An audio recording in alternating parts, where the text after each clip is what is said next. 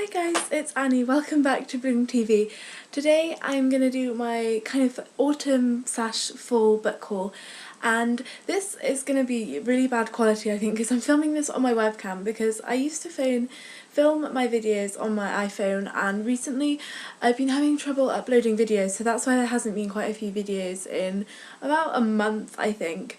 So I'm just going to try filming on my webcam on my laptop and see if that is any better at uploading quickly. So yeah, let's just get straight through it. And the first book that I got, most of these are October, but seeing as I'm not going to have another book haul until probably Christmas or December, I thought I'd just call this like an autumn book haul. And the first one I got is something I won in a giveaway, which was run by an author, and it is Solitaire by Alice Oseman, and this is an arc of the American edition. And so I already own the UK edition, like there somewhere, that orange one there, and I just won this, and the author herself, Alice, was having a giveaway on Tumblr, and this is a signed copy, which was just so lovely because this is one of my favourite books of 2014, and it was just really lovely to receive this from Alice herself.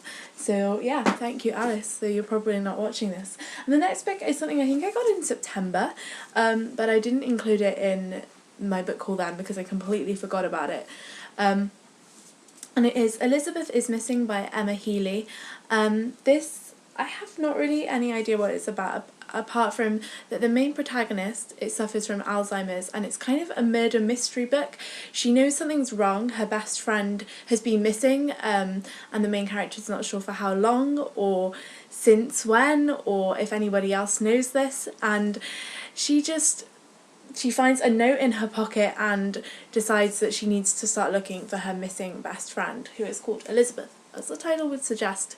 And I heard about this book when I went to an open day hosted by University of East Anglia, which was one of the universities I applied to, and they were talking about, I'm applying to study for English, and they were talking about this in the talk, and as Emma Healy did her MA in creative writing at UEA along with quite a few other famous authors, such as Ian McEwan and Kazuo Ishiguro, I think is how you pronounce it. And this just sounded so interesting. They showed a video on it and her talking about it and her relationship with her grandmother. And we went to the Waterstones in Norwich to look for presents for people, and we saw this, me and my mum, and we just decided to buy it. And my mum's read this already and she said she really enjoyed it.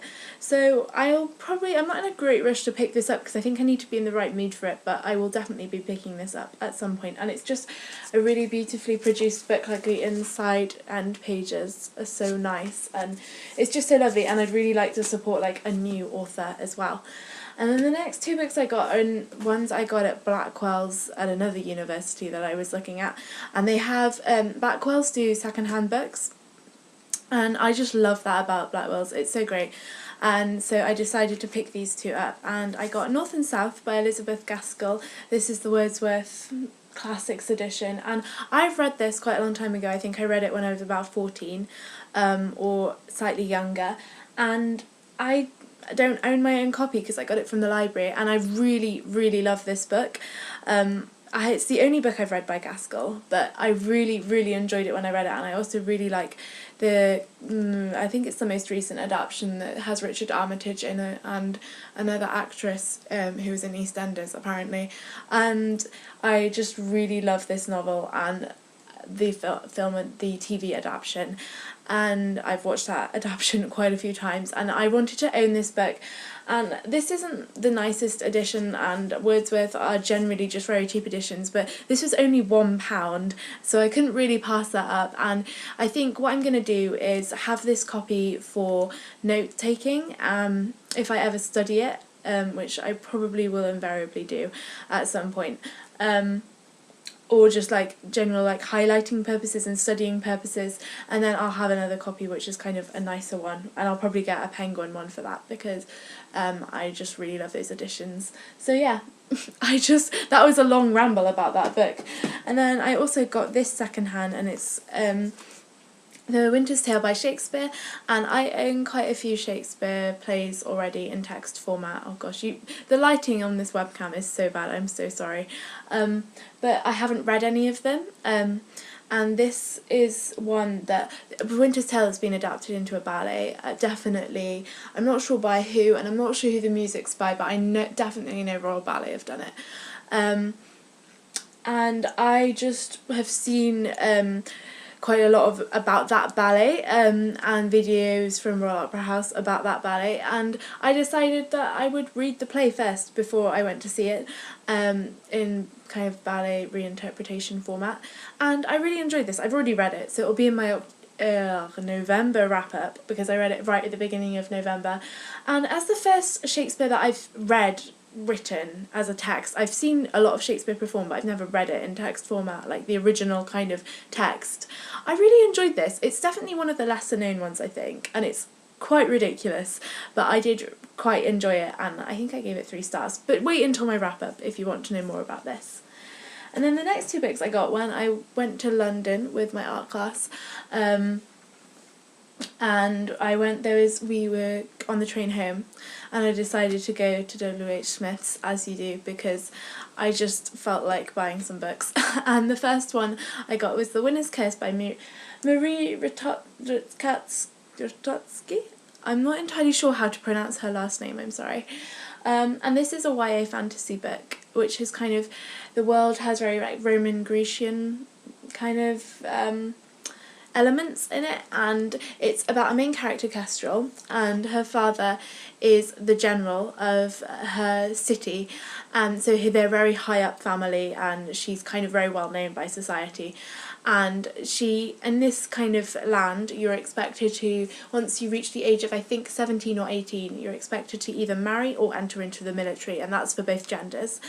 And Kestrel doesn't really want to do either of those things, and she finds her society quite oppressive, but she doesn't talk out about it. And one day she's at the market with her friend Jessie, and she gets dragged into this slave auction, and she ends up buying a slave, and that kind of, this book follows their relationship and kind of the growing troubles in their country and city, and I really, really enjoyed this, and it's a really excellent YA fantasy. So if you haven't, and it's the first in a trilogy, by the way, and the second one comes out next March. I've already pre-ordered it. But yeah, again, I'll probably be talking more about this in my wrap-up, but so stay tuned for that. And then the next book I read was probably another one of my favourite books, and it is Gone Girl by Gillian Flynn, or Gillian Flynn, and I've wanted to read this for a really long time. I don't really read thrillers or crime books, but I'd heard so much about this that I really, really wanted to pick it up, and I was so not disappointed with it at all. I think Gillian Flynn is such an amazing writer, and this concept is amazing. You probably all know about it because the film with Rosamund Pike has just come out, and it's in the cinemas at the moment. But basically, it's about a married couple called Nick and Amy Dunn, and on the morning of their 55th wedding anniversary, Amy goes missing, and it follows their 2 perspectives, before they got married and kind of into their marriage, and then the present day from when Amy goes missing. And it is just a really, really great read, and I don't really want to say much more about it because I might spoil it, and it is really just a book to go into with kind of very little kind of knowledge about the plot, because it just takes you on this amazing whirlwind journey through these crazy characters and their minds, and they are so compelling, and I would just highly recommend this. And again, I said this for like 3 of the books already, but I'm going to talk about it more in my November wrap up, so again, stay tuned for that. But yes, really looking forward to reading more of Gillian Flynn's work. I'm just super excited for it, and I'm hoping to go and see the film as well, because I really love Rosamund Pike, and I think she'll be really fab in it. And then the next book I bought is one I actually haven't read yet, and it is My True Love Gave to Me, edited by Stephanie Perkins, and this is, oh, you really can't see this because this is like gold text on the cover, and this is a collection of, I think it's 12 short stories which are kind of holiday themed, so Christmas themed, and I'll just read off quickly all the authors, because this is what made me buy the book, is the list of these authors. So we have stories by Holly Black, Ali Carter, Matt De La Pena, Gail Foreman, Jenny Han, David Levithan, Kelly Link, Myra McIntyre, Stephanie Perkins, Rainbow Rowell, Laini Taylor and Kirsten White. And like half of most, I haven't heard of a few of the authors, but most of them I've heard of and really love. So people like Gail Forman and obviously Stephanie Perkins are both two of my favourite contemporary writers. And then David Levithan and Rainbow Rowell I also really love, and I really love Laini Taylor and Holly Black and Jenny Han as well. So this is a really exciting kind of book, and I haven't read this yet because I'm saving it for the 12 days in the lead up to Christmas, and I'm planning to read one each night. But I think I'm going to talk about this more in a video where I recommend books to read over Christmas and December. So stay tuned for that. And I really wanted the US cover to begin with, and then I saw more photos of this UK edition and was like, yeah, that's perfect. It has these like bright pink fluorescent spines, and then I don't want to bend it, but like it's got these really nice end pages, and it's just such a beautifully produced book, and it's got a little ribbon marker as well, and I'm just so excited to read this, and I think so many people have been looking forward to it. And then the next book I got along with that kind of Amazon order in October is The Kiss of Deception by Mary E. Pearson, and this is the first book in the Remnant Chronicles, and it's a YA fantasy book. And again, I'm not going to go too much into this because I talked about it in my... Yes, it was the last book I read in October, so once my October wrap-up is up, which it probably will be before this video goes up, you can watch my review of that there. And I just really enjoyed this book. It's... yeah, just go check out my October wrap-up because I don't want to make this video too long by going on about this book, but I really enjoyed it and I'd really recommend it. And the second book comes out next year, and they've just released the cover for it, and it is so lovely. They are definitely some of my favourite covers of 2014. And this book, the next book that I'm going to show you, also has one of the most beautiful covers of 2014, and that is The Sleeper and the Spindle, with the story by Neil Gaiman and the illustrations by Christopher Riddell. And oh, this book is so beautiful.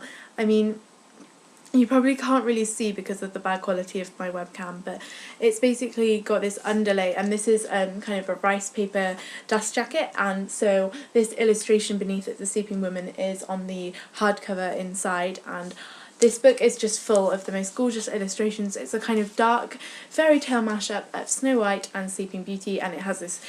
there's so many twists in this story, and this is my favourite illustration. It's really, really beautiful, and it's all in black and white except with sort of kind of highlights of gold ink on it, and oh, I just love it so much. Everything Neil Gaiman writes I really love.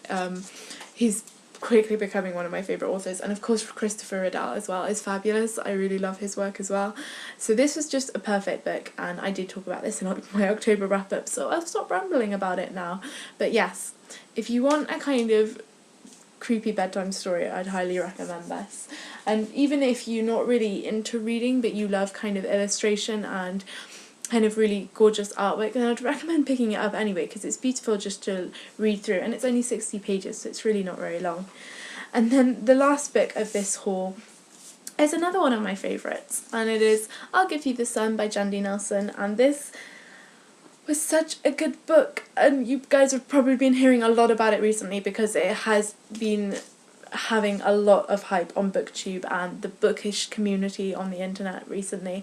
And this is Jandy Nelson's highly anticipated second book novel and it's a YA contemporary book, and she has been writing this, I swear, for about 4 years, which is not a long time at all, but it has really seemed like a long time. And I read I'll Give You the Sun, no, what am I on about? I read The Sky Is Everywhere a couple of years ago, I think when I was about 13, so maybe just, I think very soon after it had been released in the UK, and I've really, really loved it. It's definitely one of my all-time favourite books, and I was so excited for this to come out, and I really, really love this as well, in the way that The Sky Is Everywhere deals very much with music as one of its central themes. This one deals a lot with art as one of its central themes, so as an art student it was a pretty interesting book to read.